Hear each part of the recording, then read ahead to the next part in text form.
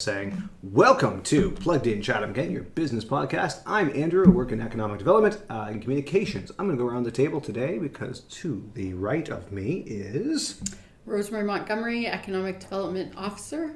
And our special guest... Lori Sheppard, Regional Community Coordinator with Workplace Safety and Prevention Services. Awesome. Thank you for coming out, Lori. I really appreciate this. This is going to be fun. This is the wrap-up to what has been Small Business Month. Our director, Stuart McFadden, had just poked his head in, and I almost kind of want to keep that piece in, but we're not going to. We cut him out. It has been a very busy month. We've had a lot of amazing training sessions, and we have one on tonight about workplace safety and prevention services that you're going to be discussing. And I think it's sort of the perfect way to wrap up the entire month, because we've discussed over this month finances, we've discussed marketing, we've done all of these pieces. This is the one piece where it's really, really about people, right? Without workplace safety and keeping people safe, your business just won't survive, right? So I think this is essential. So thank you so much for joining us today. I really appreciate it. Do you want to tell us a bit about yourself? You have, by the way, stepped up our game. For people who are watching, we have notes, and if you're listening to the podcast version of this, there are actual notes and questions, and it's far more professional than we're used to. So thank you, Lori, for upping our game here. But I'm going to start off by going off script, I think, or maybe it's on script. It does. Your first question. Tell us about yourself. You win. You win. Okay, so tell us about yourself. As I mentioned, I'm a Regional Community Coordinator with Workplace Safety and Prevention Services, also known as WSPS, and I've been involved in health and safety for over 25 years.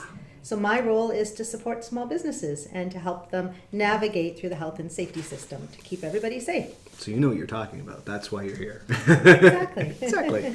Rose, I'm going to pass it over to you. Okay, sure. And I guess we'll start off with who is WSPS, so that people can have a better understanding as to why they'd want this resource. Okay, well, a little bit about WSPS. We are the largest health and safety association in Ontario, and we offer all kinds of services. So we have health and safety expertise, we have consulting, training, and lots of resources as well. We are a not-for-profit organization, and we look after over 167,000 companies in Ontario. So we look after primarily the agricultural sector, the service sector, and the manufacturing and industrial sectors. Approximately 167,000 member firms. And we've been around since 1917. Wow, 167,000. And you know all of them personally? Oh, no. yeah.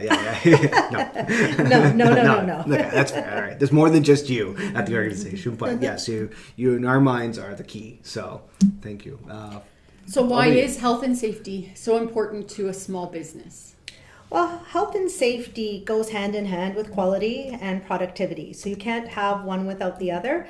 It's really important because things like even employee morale and turnover, having that good culture, if you feel that your health and safety is being looked after, you're more likely to perform at a higher level. It gives companies a competitive advantage as well. It eliminates injuries, accidents, illnesses, even absenteeism. And again, it really helps with that brand, that corporate image. All those things are really important. Legally, too, there's a legislative requirement, and it can there can be some costs associated with the WSIB claims, and Ministry of Labor. There could be some fines, or anytime there is an incident, especially if it's a critical injury or a fatality, there's going to be probably most likely fines and penalties as well. So it can help with that. Mm-hmm. Just to let people know that those fines and things don't come from you. You actually help people to avoid all of those problems with some of the other entities that are out there, WSIB, those sorts of things. But this is separate, and you go in and help them to make sure that they are following all the rules and keeping all their employees safe and their workplace safe. Exactly. And we really believe that health and safety doesn't need to be complicated. So it's all about getting the information to the employers, and prevention is definitely the key. So it's about prevention, awareness, and getting the information into the hands of especially the small business owners who don't know what they don't know. Absolutely. I'm really proud of some of the businesses we've been in to visit in the past year for me, who really put a focus on safety. So when they go in, even as visitors, they put a focus on safety to say, here are the rules, stay within these lines, the literal lines if you're in a factory area, make sure you have this safety gear on, and give a whole training spiel in terms of that. So it's great to see that they're looking after their employees, they're looking after their visitors. There's a culture of safety in Chatham-Kent, and so I'm glad we're able to help further that with this sort of session, especially for new businesses who may not know about this, but they care. They do Exactly. care. So Exactly. it's really important. So, sorry, I'm interrupting you, Rose. No, not at all. Small business may recognize health and safety is important, but don't know where to start. Where should they go to learn more information? Okay, well, we've created a dedicated website for small businesses, and you can find it at wsps.ca/smallbusiness. And it's a one-stop shop for small businesses, just to keep it, again, really simple for small businesses to navigate. We have our roadmap to simple safety solutions on there. Basically, depending on the size, the number of employees that you have, if you have between 1 to 5, you have a certain roadmap, between 6 to 19, and then 20 and over. Again, we're trying to keep it simple. There's tools, templates, resources, and all kinds of, again, resources to support the small businesses. And those numbers of employees, they align to the rules that are in place. The Exactly. website. Yeah, okay. So there's a reason. They aren't just random. It's not random. It's set up to align. So Exactly. Things That's good. change. Those are the magic numbers in health and safety. So once they get between 6 and 19, things start to change a little bit. But even if you just have one worker, one employee, there are requirements. And we know, yes, legal requirements, but we know more morally and ethically, it's the right thing to do. It's all Absolutely. about, you mentioned the caring, and Chatham-Kent is a caring community, and we know it's the right thing to do to keep people healthy and safe in the workplace. absolutely, yeah. I've been on the website, and there are so many great tools for businesses to use. And if it's fairly easy and straightforward, but if they are struggling, I know that there are ways that they can also get help. So are there any other tools that the site offers that you'd like to share? Basically, the website goes over things like duties and responsibilities for all workplace parties, and the main ones being the employer, the supervisor, and the worker. So there are specific responsibilities for all workplace parties. It's not about just the employer doing it alone. It's the whole foundation of the system, the health and safety system in Ontario is based on what we call the internal responsibility system.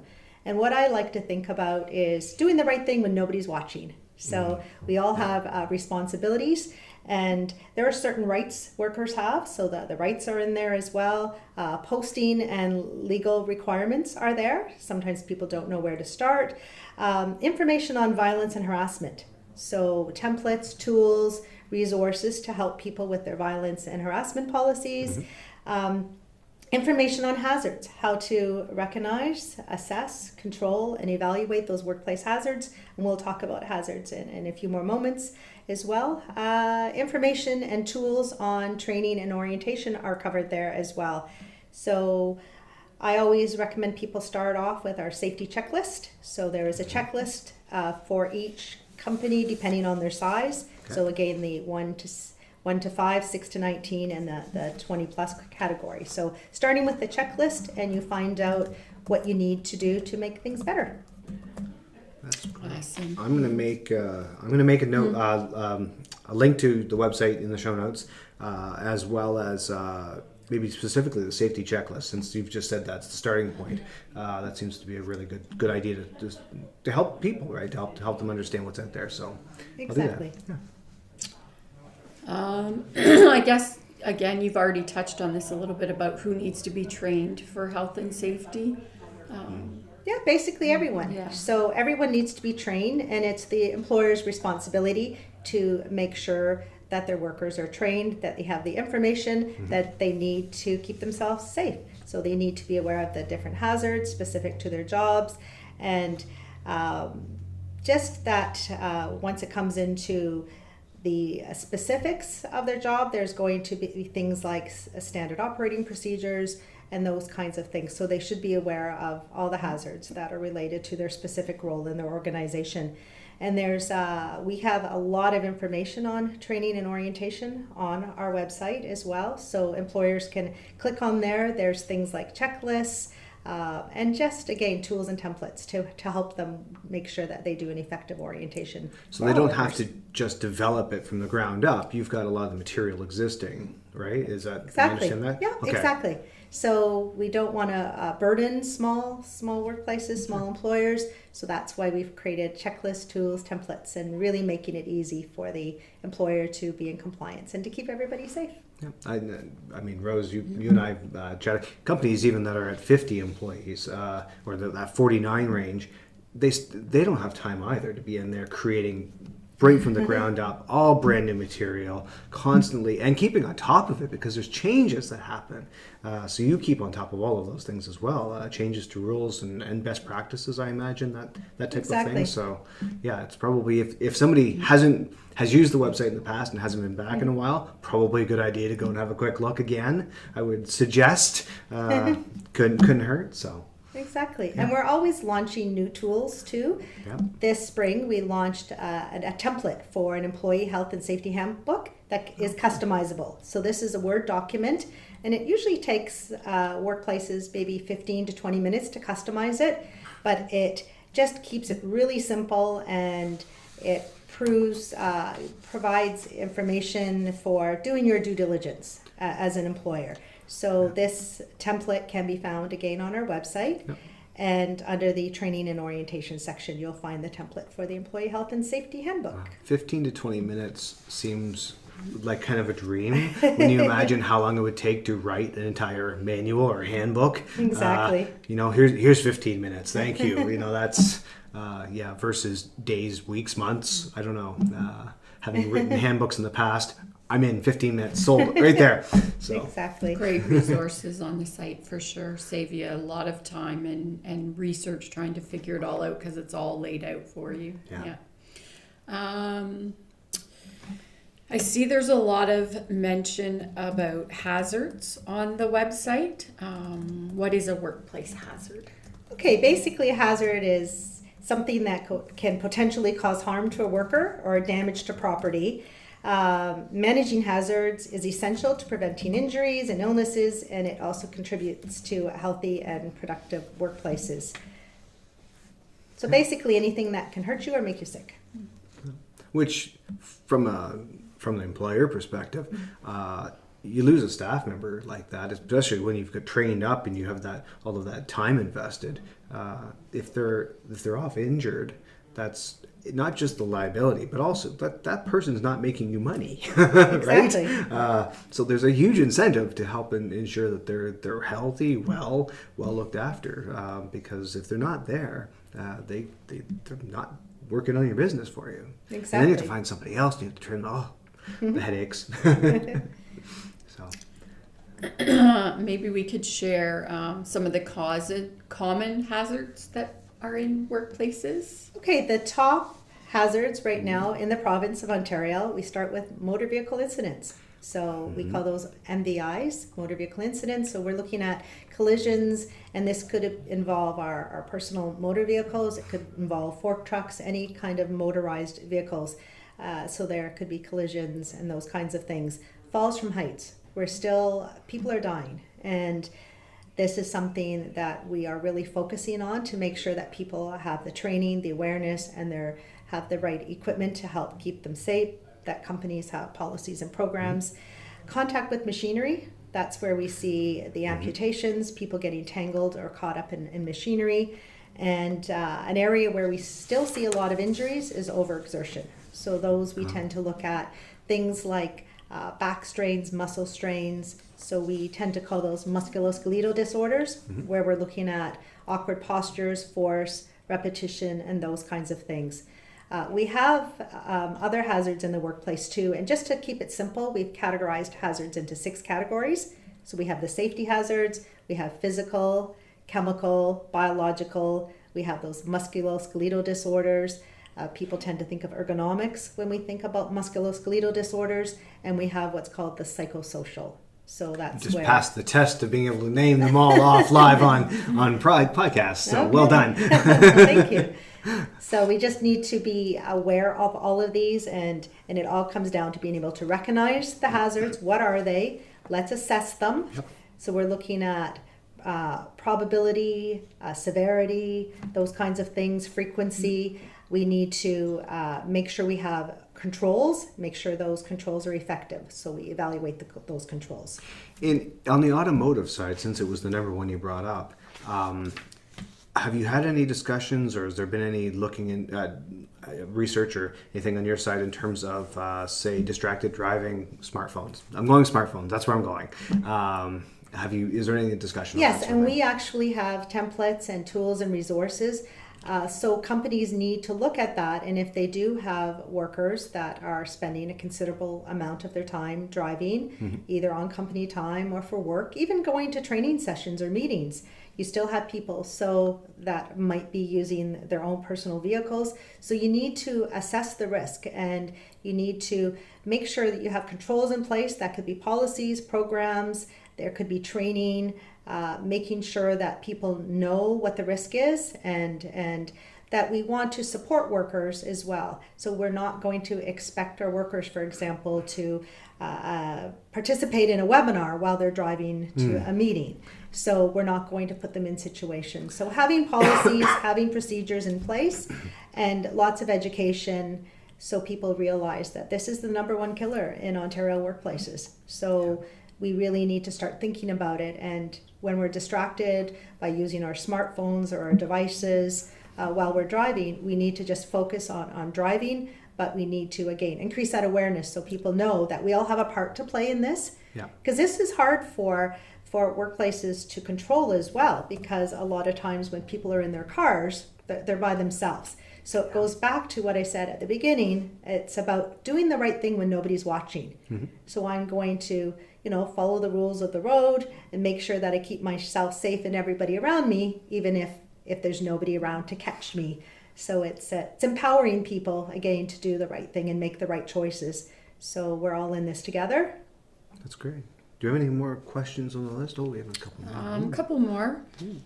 What should a small business do about hazards? Okay, so basically, you have to recognize what the risks are to your workplace.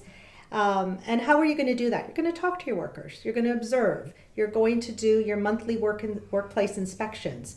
So there's lots of kinds of ways. You're going to look at things like if you have had any near misses or incidents. So these are all tools that can help you to recognize those hazards. You can look at your workplace and think about the 4 that we just spoke about, and do we have any of these hazards in our workplace? But also looking at those 6 categories that we discussed. So lots of different ways to recognize, but it's making sure that we connect with our workers and have those conversations. So the next thing we need to do is assess those risks. Again, how frequently are they exposed? How many people? Severity, probability, those kinds of things.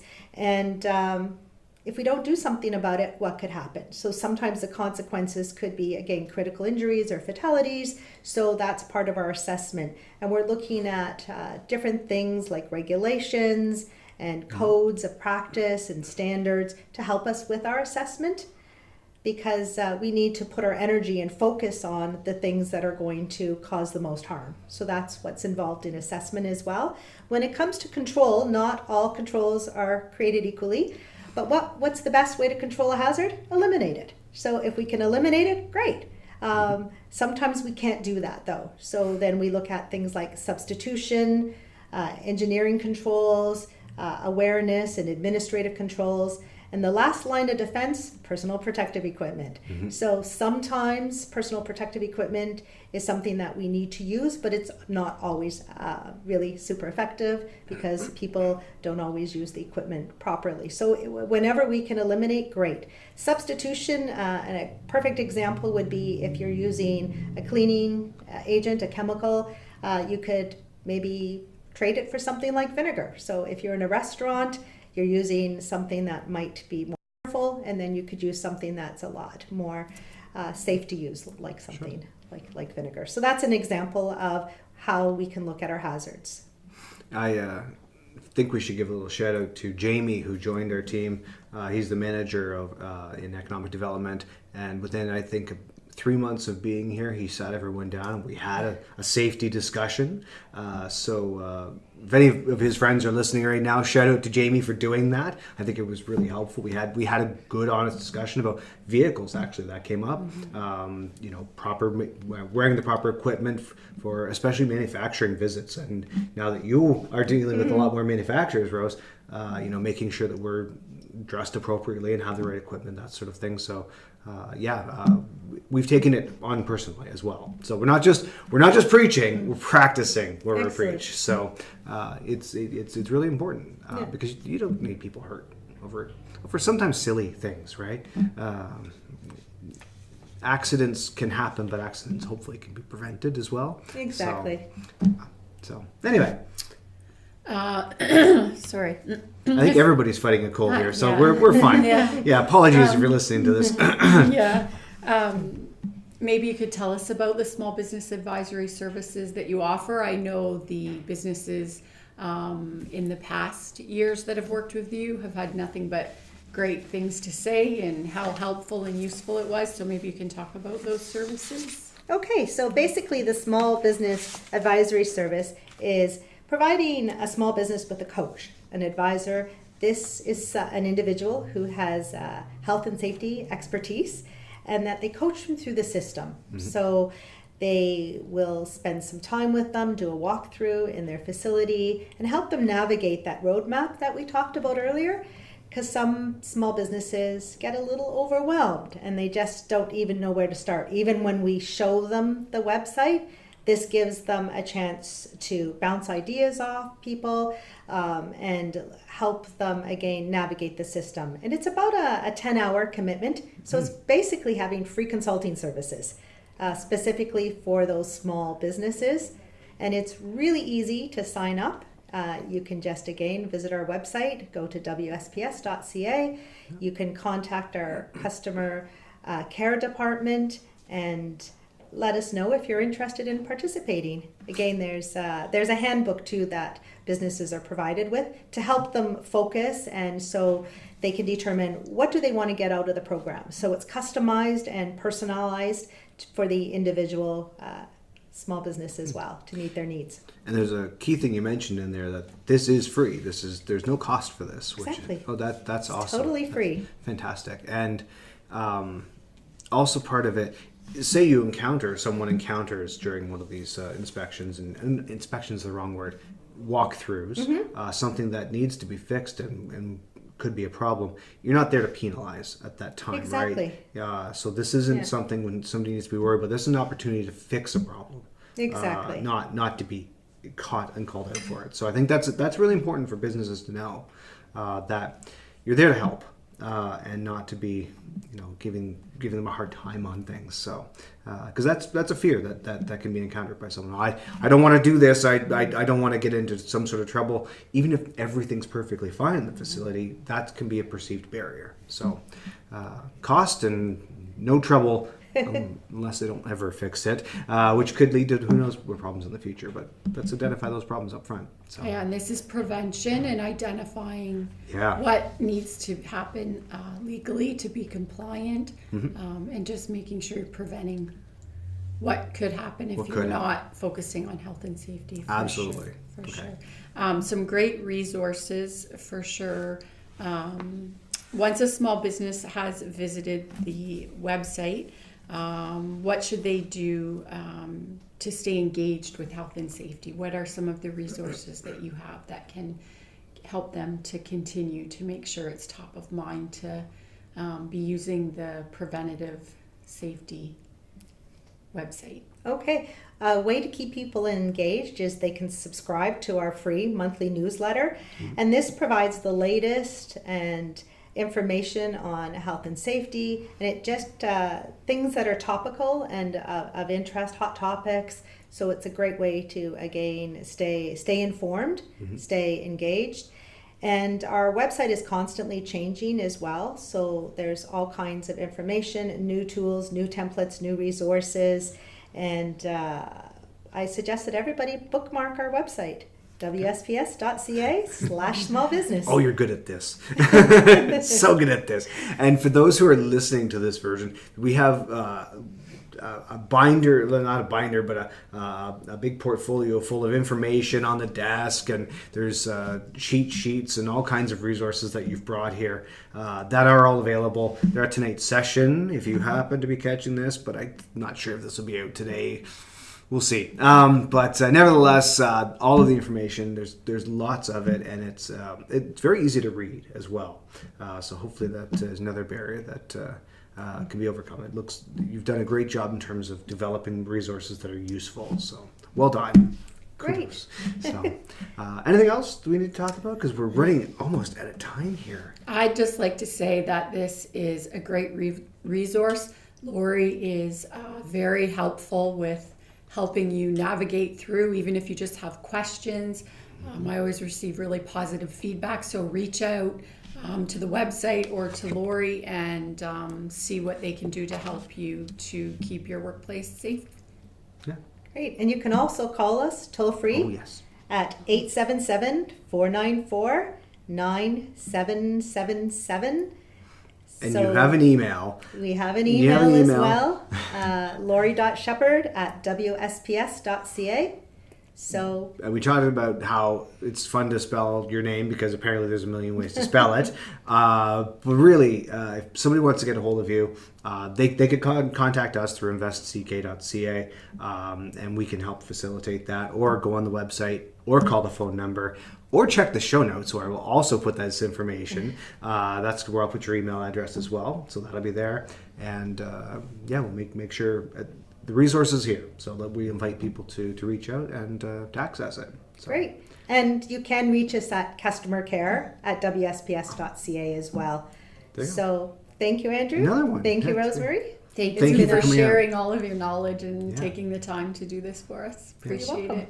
We'll have Thank a you. really good session tonight. And for those who missed it, this is an annual sort of thing we do, isn't Yes. it? So During Small Business Month. yeah, during Small Business Month, and who believe it's the 30th. We're wrapping it up. There's one more day, but we're not doing anything tomorrow because of candy. Hard to compete with candy. So, but thank you so much. You're welcome. Have a great day, Chatham-Kent.